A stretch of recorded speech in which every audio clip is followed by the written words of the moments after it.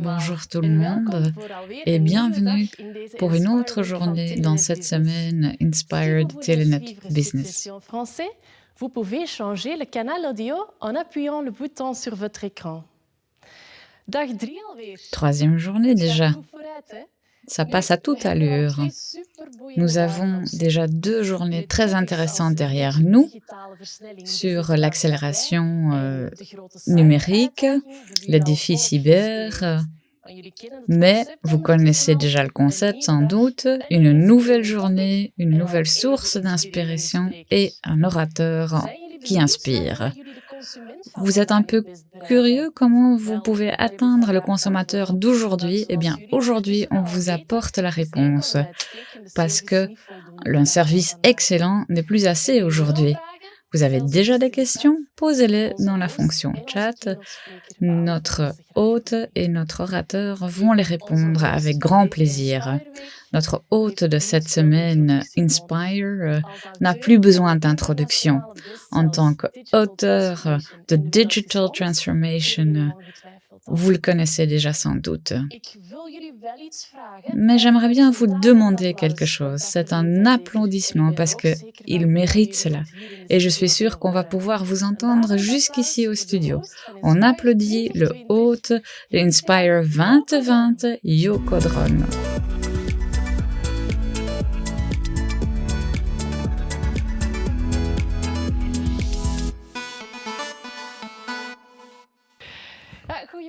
Bonjour Yo. Bonjour Sabina. Troisième journée, ça passe à toute allure. Oui, ça avance. Et nous avons déjà eu 2 journées très intéressantes. Quelles sont, selon vous, les astuces les plus importantes à retenir? Ce qu'on a compris et ce qu'il faut retenir nous viennent des 2 premiers jours et ils se complémentent. Le plaidoyer d'Adobe avec ses métasystèmes pour solutionner des problèmes complexes par la collaboration, des collaborations où on s'ouvre d'entreprise à entreprise, où on montre une confiance. Sinon, ce n'est pas possible. Eh bien, je crois que là, cela va nous guider pour solutionner des problèmes et accélérer l'innovation. En même temps, le 2e jour, il ne faut pas être naïf non plus. On peut accélérer et on peut encore introduire des choses dans ce monde digital pour répondre aux attentes de nos clients. Mais là, il y a des risques qui y sont liés et ces risques, il faut les anticiper déjà au début, évidemment, lorsqu'on veut collaborer, et des mesures de cybersécurité doivent être prises. Voilà la leçon la plus importante. Oui, en effet, vous l'avez dit. Il faut répondre aux attentes des consommateurs et on sait qu'ils veulent un bon service, mais que le service n'est pas assez. Que faut-il faire alors? Pour répondre à cette question, nous avons notre 3e orateur, keynote, Steven Van Bellegem, un choix délibéré, une personnalité unique dans le paysage belge. Il y a peu de personnes dont je pense, peut-être je dois être un peu jaloux quand je vois comment il a construit sa carrière avec ses livres et la prise de parole dans le monde entier. Steven, je le connais depuis plus de 10 ans. J'ai appris à le connaître lorsque nos entreprises respectives avaient un projet conjoint de façon très innovatrice pour enquêter des consommateurs. Et c'était la période où il écrivait son premier livre, le Conversation Manager, un best-seller mondial, traduit en 7 langues.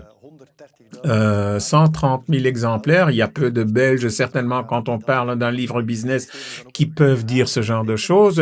Il est un bon orateur et doué. Il a d'ailleurs écrit un nouveau livre aussi, où il dit, il y a beaucoup de choses que nous savons déjà en tant qu'entreprise. Il faut un bon produit, d'une bonne qualité. Ça, évidemment, les entreprises le savent, mais quid de la plus-value pour attirer l'attention du consommateur, pour mériter cette attention et pour intégrer cela. C'est de cela qu'il va parler, peut-être encore ajouter une petite chose, je ne sais pas s'il va le raconter dans son keynote. Steven a écrit un roman, un thriller qui se déroule à l'avenir. Je n'ai pas pu le lire jusqu'à présent, mais en tout cas, la réalité d'aujourd'hui, c'est écouter Steven.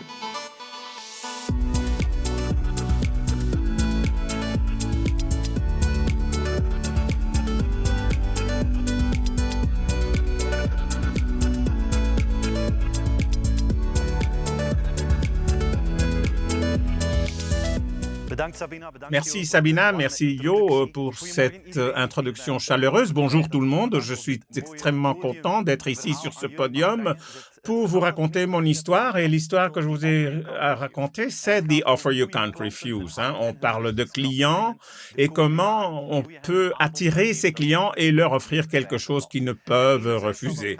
D'un côté, on parle de l'élimination de barrières et d'autre part, on voit différentes composantes sur lesquelles on peut miser pour faire la différence pour vos clients. The Offer You Can't Refuse.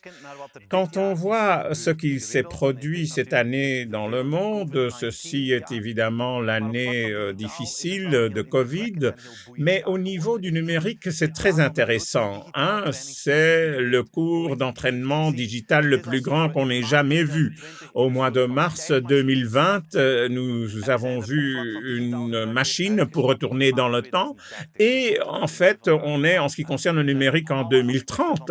Tous les aspects de notre vie sont influencés par le numérique. Voici cette graphique pour l'illustrer.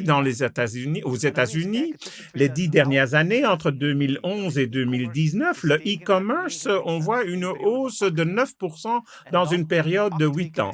Et puis, en 8 semaines, pendant le premier confinement, une croissance de 11%.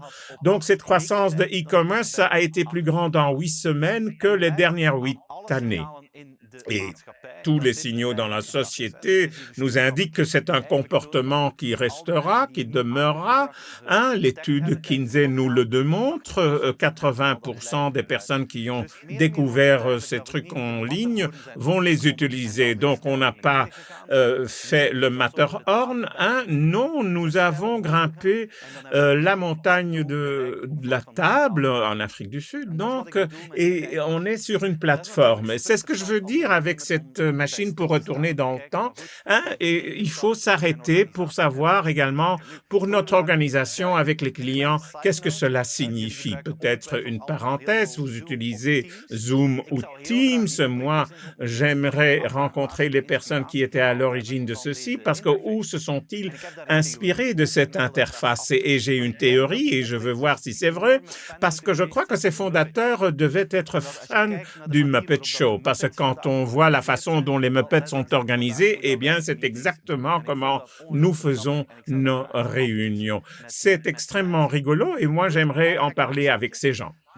Maintenant, blague à part, mars 2020, donc l'événement d'entraînement digital le plus grand jamais, un saut quantum, et cela a un impact sur l'organisation des entreprises. En quelques mois, nous avons vu une transformation plus grande que les 5 dernières années. Si on regarde vers l'extérieur, votre fenêtre, qu'est-ce que vous voyez encore? Le monde? Je ne crois pas. On ne voit qu'une partie du monde parce qu'il y a une sorte de couche digitalisée qui a été introduite et que la façon dont les entreprises, les clients qui collaborent est en train de changer de façon fondamentale. Et par ce saut digital, numérique qu'on a connu en 2020, je crois qu'il ne faut plus faire la différence entre offline et online ou digital ou non. Je crois qu'aujourd'hui, c'est la combinaison des deux, tout ce qui est hybride. Donc il y aura une composante digitale dans chaque secteur, chaque type d'entreprise. C'est ce qui est en train de se produire. Un exemple, c'est l'entreprise chinoise qui s'appelle Good Doctor. C'est une marque de Ping An, un assureur. Et c'est une plateforme, une communauté autour des soins de santé. Et ils inversent en fait le concept de soins de santé. On ne se sent pas bien, on va vers le médecin, on va puis chez le pharmacien, ça coûte une demi-journée. C'est la raison pourquoi on ne le fait pas parfois. Avec Ping An, Good Doctor, ça change. Ils ont une application où vous indiquez vos symptômes. Ce n'est pas relatif au COVID. C'est d'autres types de maladies que vous avez. Et en temps réel, vous avez un médecin qui vous attend maintenant, il y a par visioconférence une conversation et alors on constate ce que c'est. Vous avez quelques pilules, un sirop et ils envoient ces médicaments en déant les 30 minutes chez vous. C'est déjà très efficace et s'il y a quelque chose de sérieux qui vous est arrivé, il y a un rendez-vous physique avec un expert dans l'hôpital qui est pris. Mais l'efficacité, aussi bien pour le médecin et le patient, c'est phénoménal. Et maintenant, ils vont encore un pas plus loin et attention, hein, c'est la plateforme de santé la plus populaire du monde, plus de 300 millions d'utilisateurs. Et ils rendent cela maintenant physique. Ce sont ces mobile clinics hein, dans le monde. Ça ressemble à une cellule téléphonique ou de téléphone et vous avez une visioconférence avec le médecin. Et si vous avez une prescription, vous allez vers l'autre côté de ce mobile clinic et il y a une machine pour acheter vos médicaments. Voilà ce que je nomme ce monde hybride. Aller vers un médecin, une expertise médicale vous est donnée offline, mais Ping An a maintenant changé cela et ils ont changé cela aussi bien en ligne qu'offline. C'est hybride, donc c'est ce qui se passe dans le monde entier, dans beaucoup de secteurs. On ressent que les frontières entre l'industrie est en train de devenir plus floues.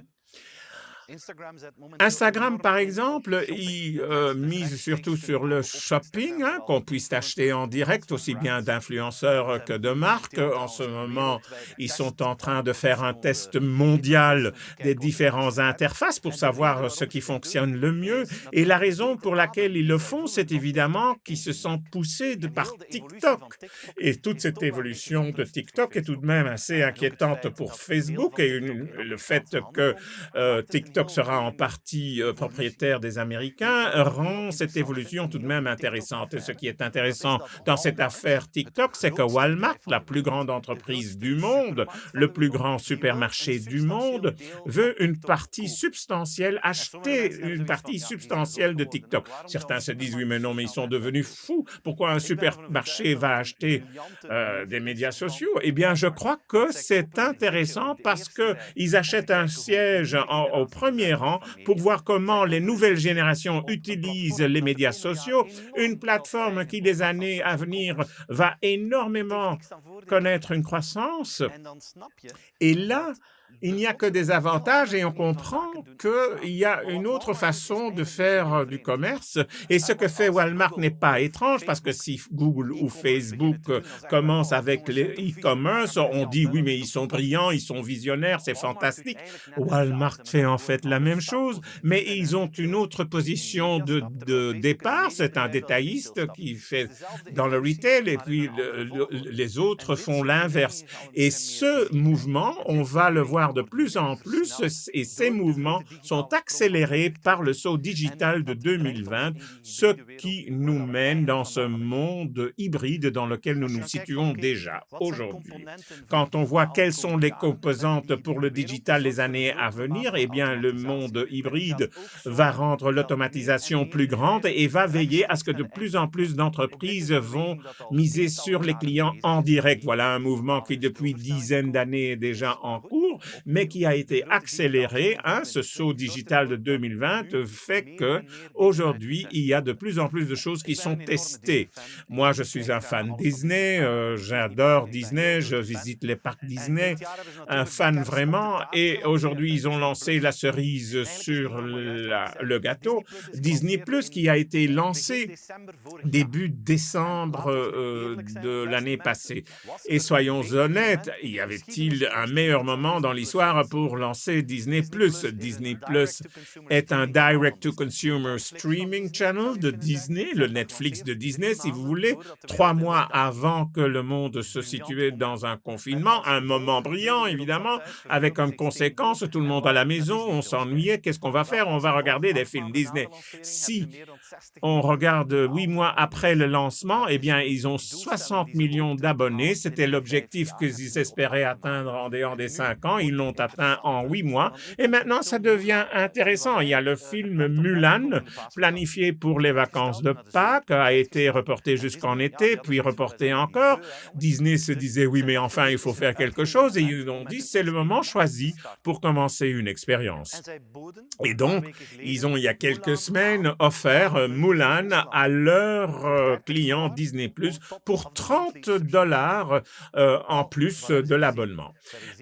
Et 4 semaines plus tard, ils ont constaté que 9 millions de personnes l'ont fait effectivement, donc 270 millions de dollars comme chiffre d'affaires. Mulan est devenu le film le plus rentable, le plus vite que Disney ait jamais eu.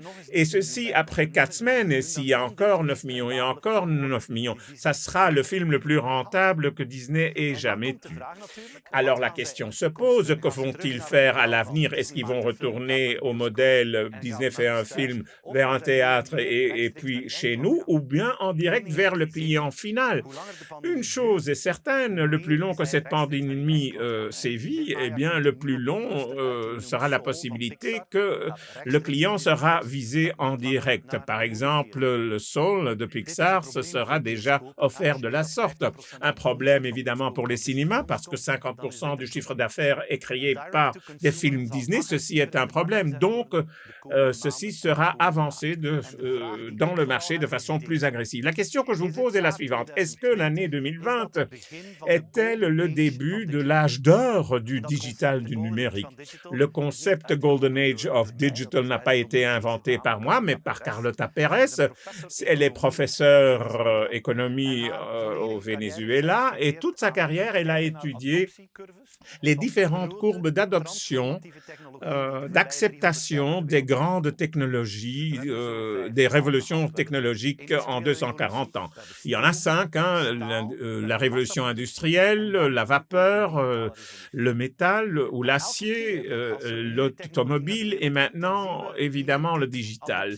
Et on voit chaque fois quelque chose qui se développe de la même façon. Il y a la période d'installation, ça arrive sur la Terre, et ça, il y a une disruption des marchés, on ne le comprend pas. Ils disent ce n'est pas pour nous, ça va passer, Internet début des années 2000 par exemple. Mais il y en a d'autres qui le comprennent. Comprenez Henry Ford ou Jeff Bezos qui deviennent richissimes et que le pouvoir est tellement centralisé de ces nouvelles technologies et que c'est devenu inconfortable pour le reste de l'économie. Et puis il y a une grosse crise, une grande crise, la Deuxième Guerre mondiale, maintenant Covid-19. Et après les crises, on est dans la période dite de déploiement, où les citoyens, les autorités publiques et les entreprises comprennent ce que peuvent faire ces technologies, l'utilisent de plus en plus, les avantages sont répartis partout et ainsi on arrive dans l'âge d'or du digital. Est-ce le moment? On le saura en 2030. Mais d'après moi, c'est le point de non-retour sur lequel nous nous trouvons. Une année comme 2020, on ne la vivra plus jamais, on ne l'oubliera pas non plus, mais on le vit chaque jour en live, et ce qui influence le comportement des consommateurs et qu'il faudra avoir une autre approche vis-à-vis de vos clients. À l'époque, c'était assez facile, un bon service, un bon produit, un bon prix, on pouvait gagner. Aujourd'hui, ce n'est pas le minimum dont on a besoin. Aujourd'hui, il y a également cette convivialité numérique qui est nécessaire, facile à utiliser. Les gens estiment que c'est normal. Il est très difficile de se différencier si on n'offre pas le digital. C'est la chose la plus normale du monde. Et si vous dites, oui, mais Steve, nous sommes encore en train d'étudier la chose, c'est logique, mais c'est urgent. Il faut le faire. Et il faut essayer de réétudier le Customer Journey et de voir quel est chaque détail de ce Customer Journey. Parce que sachez que le client, qu'on parle de B2B ou de B2C, ça n'a aucune importance. Le citoyen est dans un monde où la facilité d'usage de ce digital est devenue normale. Par exemple, Amazon, vos poudres lessives. Et on a vu que les choses comme les personal trainers pour les Happy Few à l'époque, aujourd'hui, grâce au téléphone mobile, on peut l'avoir tous.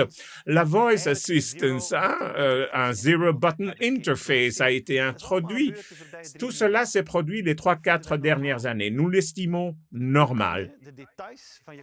Alors, comment peut-on alors optimaliser le voyage que doit faire votre client? Walmart, par exemple, l'image est, c'est un dinosaure, hein, mais ce n'est pas vrai. J'ai déjà dit qu'ils ont leur plan avec TikTok, mais Walmart est également une de ces entreprises traditionnelles qui lutte contre Amazon et réussit. Ils savent comme nul autre que leurs clients doivent être approchés d'une façon moderne en utilisant l'infrastructure offline. Ils ont le réseau de supermarchés le plus grand du monde. À cette échelle-là, ils savent les consommateurs veulent commander en ligne et veulent venir chercher ça dans le magasin, mais ne veulent pas attendre. Donc, le magasin a été rempli avec les 10 pick-up machines. On arrive, on a acheté de façon mobile, vous aurez un code barre, vous le scannez et puis quelques secondes plus tard, vous avez votre paquet. Très efficace, hein, et parce que le temps, évidemment, est très important pour nous tous et donc ils misent là-dessus. Puis, il y a cette pub qui a été lancée. Si vous avez au-delà de 40 ans, c'est en fait un retour vers le passé, hein, toutes les voitures qu'on connaît de notre jeunesse, mais ce qu'il raconte, chers clients, on va utiliser notre parking comme un drive-thru et si vous avez acheté en ligne et vous venez sur ce parking, eh bien, on ouvre votre coffre, on met vos courses et vous ne devez même pas quitter votre voiture. Et vous avez vos produits. De cette façon, vous avez vos produits le plus vite que possible, plus vite que d'Amazon. Quid des personnes qui ne passent pas devant un Walmart? Ils ont également le in-fridge delivery. Ils envoient quelqu'un chez vous à la maison, ils entrent dans votre maison, ils le filment de façon digitale et ils mettent tout ce que vous avez acheté dans votre frigo. Et donc, vos produits ne seront pas mangés par le chat des voisins ou que les choses détériorent à cause du climat. Non, très efficace et très sécurisé. Maintenant, si vous dites « je ne veux pas quelqu'un dans ma maison, un étranger », alors Walmart envoie un robot. Les paquets sont livrés par un robot et vous n'avez aucune nuisance. Donc, ces robots, il faut le dire, hein, ça évolue très rapidement. Ici, c'est mes favoris. Hein, ils ont des tuyaux et des trucs qu'ils utilisent. C'est fascinant et inquiétant peut-être. Si vous dites « oui, mais je vais faire cela », attention, hein, il faut avoir du respect pour ces robots parce qu'ils peuvent vraiment faire des choses. Un robot a aussi ses limites, mes chers amis.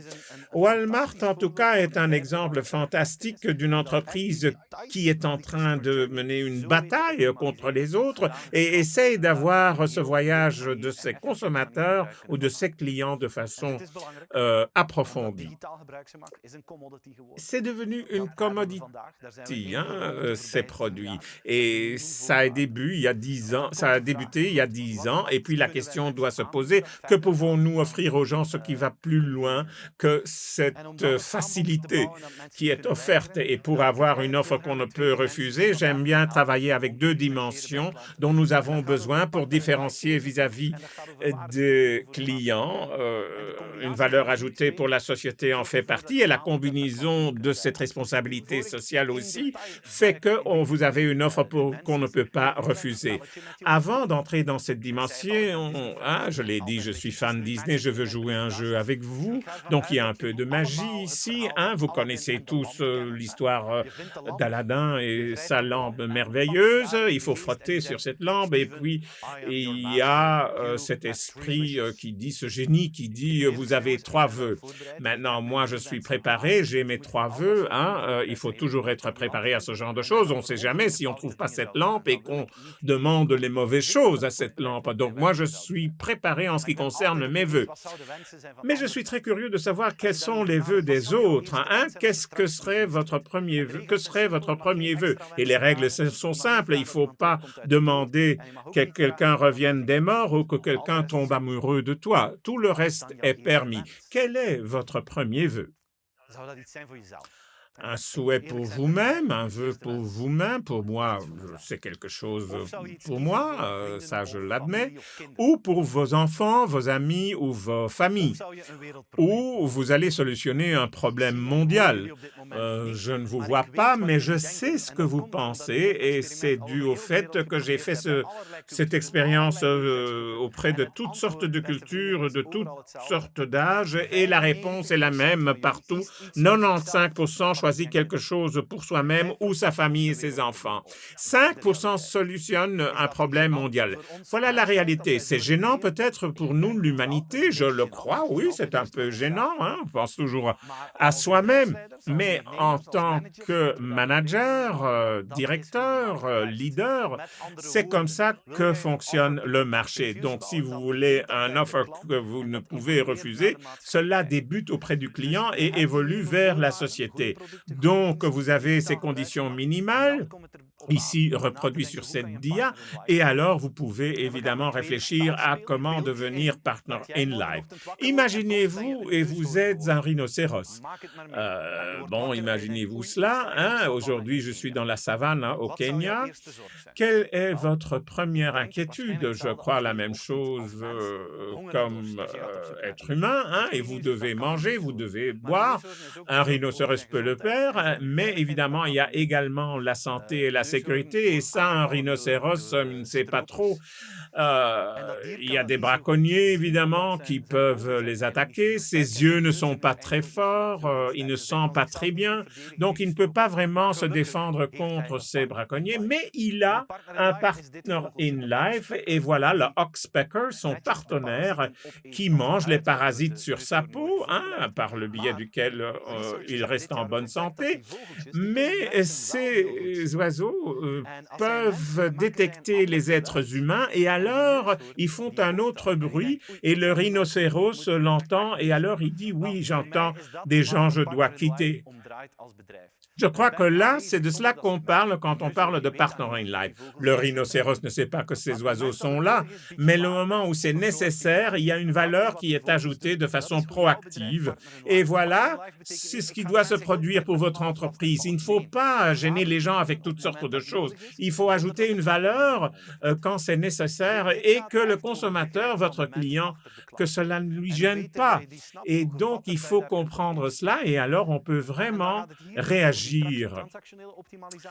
Et on ne parle pas de l'optimisation transactionnelle, mais une expérience, les life journeys, hein, un exemple tel que Upcut, par exemple, ici en Belgique, c'est assez fantastique. Une entreprise qui fait la location des codes d'étudiants, un secteur obsolète, si vous me le demandez, mais que font-ils? Eh bien, je vais essayer d'en venir à cette philosophie. Une des choses qu'ils ont, c'est 24 heures sur 24 un coach qui est présent pour aider ces étudiants parce qu'on voit évidemment toujours des images des étudiants qui font la fête, mais il y en a beaucoup qui ont des problèmes. Eh bien, il y a un coach présent 24 heures sur 24 pour aider ces gens. Ils ont des Upgrade Academies où les étudiants peuvent suivre des présentations pleines d'inspiration et on essaie de leur donner des choses qu'on n'apprend pas à l'université, mais dont ils estiment que c'est tout de même intéressant pour connaître cela, pour avoir un début à succès dans la vie. Et voilà le Life Journey. C'est ce qu'on essaie de faire, c'est d'aider ces étudiants à d'autres niveaux et plus divers que le logement. Ce qui se fait évidemment dans l'immobilier, vous louez une maison, vous espérez que tout fonctionne et vous payez votre loyer. Voilà, pointe à la ligne. Mais eux, ils vont au-delà de cela. C'est de cela, le partner in life ou le concept de partner in life. Ils comprennent les ambitions et les inquiétudes dont peut témoigner les étudiants. Et ils misent là-dessus. Partner in life. Alors, le sommet du modèle, Changing Your World, nous nous trouvons dans un monde qui connaît pas mal de défis. De plus en plus de consommateurs, de citoyens estiment que les entreprises doivent assumer leurs responsabilités. Et il y a pas mal de choses qui se passent cette année. Il y a eu la lutte contre le racisme, il y a eu le problème climatique qui est très urgent, il y a la crise sanitaire la plus importante que jamais. qui ont tous un impact dramatique sur l'économie. Voilà que les défis de 2020. Qui sait ce qui nous attend? Et les citoyens, les consommateurs attendent, les clients attendent que les entreprises contribuent à la solution de ces problèmes. Et il y a une plus grande confiance dans les leaders d'entreprise que dans le pouvoir public. Et 3/4 de la population mondiale attend que les entreprises, de façon proactive, contribuent et n'attendent pas que le pouvoir public les oblige. Alors, peut-on changer le monde avec votre entreprise? On peut le faire, hein? Mais si vous croyez, bon, ben, nous sommes une organisation locale, on ne peut pas tout de même changer le monde, c'est peut-être pas possible. Mais ce qu'on peut faire, c'est changer votre monde, hein, un impact sur notre environnement. Chacune de nos entreprises, chacun des individus peuvent utiliser ce que nous connaissons pour contribuer à la société. Peut-être encore un exemple d'une entreprise belge, une PME, qui est devenue très grande. Hein. J'utilise cet exemple parce que c'est à Malgem que cette entreprise se situe, d'où je viens à l'origine. Et c'est quelque chose de fantastique. Hein. Ça a commencé comme imprimerie, imprimer des étiquettes sur des bouteilles de bière et de lait.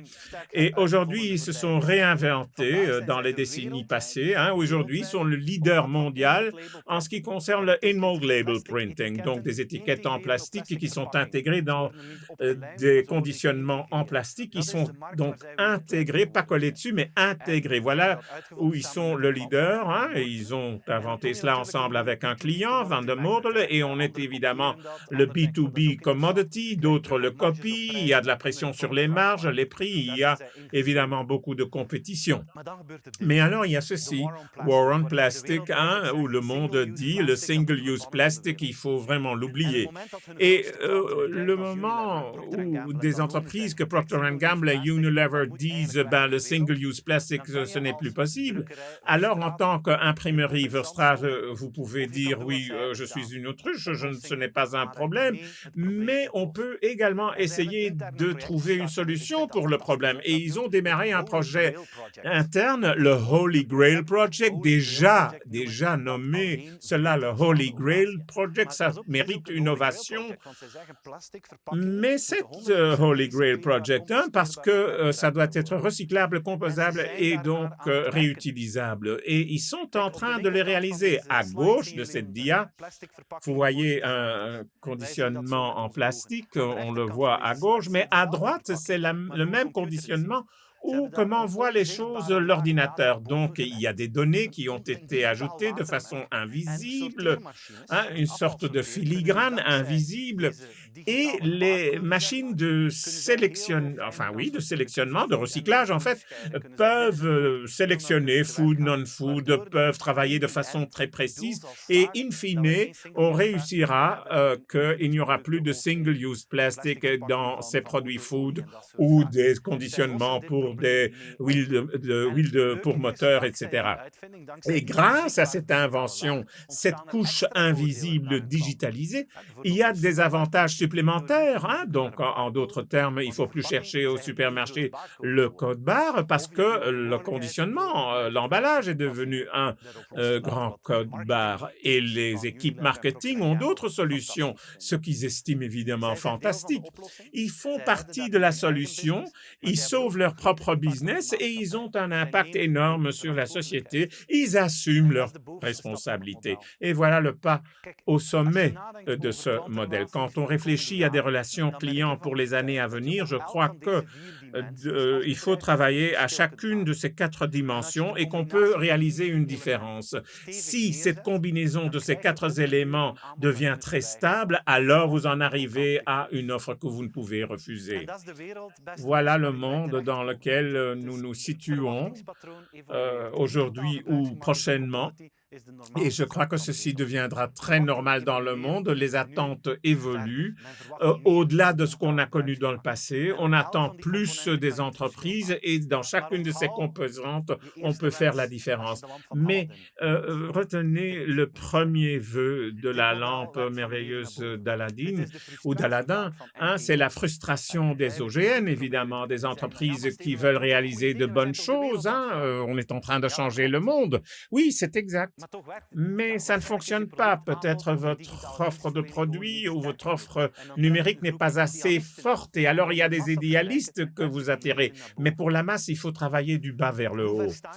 Alors, qu'en est-il pour votre entreprise? Regardez les aspects que vous avez déjà réalisés et que vous pouvez mettre en avant, mettre en exergue. Et quel de ces 4 niveaux doit être modifié, doit être peaufiné, amélioré? Voilà le trajet qu'il faut suivre. Et je veux finir avec cette dia, ma citation favorite de Steve Jobs, hein. C'est mon invitation vis-à-vis de vous-même pour essayer d'oser de rêver quelle serait la relation client idéale pour notre organisation dans 4, 5 ans dans le temps. Et puis, il faut inverser cela jusqu'aujourd'hui et vous poser la question, que devons-nous faire comme premier pas pour évoluer dans cette direction, pour essayer d'avoir le cœur de nos clients et de leur offrir une offre qu'ils ne peuvent refuser. Beaucoup de succès avec ceci. Si vous aimez mon travail, suivez-moi sur YouTube, Instagram et LinkedIn. Ce serait fantastique de vous souhaiter la bienvenue là. Merci de m'avoir écouté. Je suis très curieux d'entendre vos questions auxquelles je vais répondre avec plaisir. Merci pour l'écoute. Et Yo, tu peux reprendre. Merci.